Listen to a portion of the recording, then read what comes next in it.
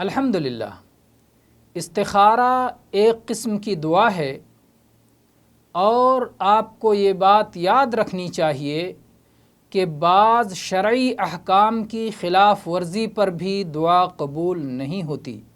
رسول اکرم صلی اللہ علیہ وسلم کا ارشاد ہے، 3 قسم کے لوگ اللہ تعالیٰ سے دعا کرتے ہیں مگر ان کی دعا قبول نہیں ہوتی۔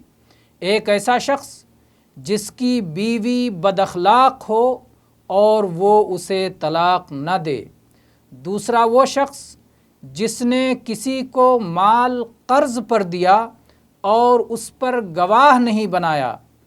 تیسرا وہ شخص جس نے اپنا مال کسی ناسمجھ اور بیوقوف کو دیا، جبکہ اللہ تعالیٰ نے فرمایا ہے وَلَا تُؤْتُوا السُّفَهَاءَ أَمْوَالَكُمْ، تم بے وقوفوں کو اپنا مال مت دو۔ اس حدیث کو امام حاکم نے روایت کیا ہے اور صحیح قرار دیا ہے، اور علامہ البانی نے اسے سلسلہ صحیحہ میں ذکر فرمایا ہے۔ واضح رہے کہ آیت میں بے وقوفوں سے مراد اپنے بیوی بچے ہیں۔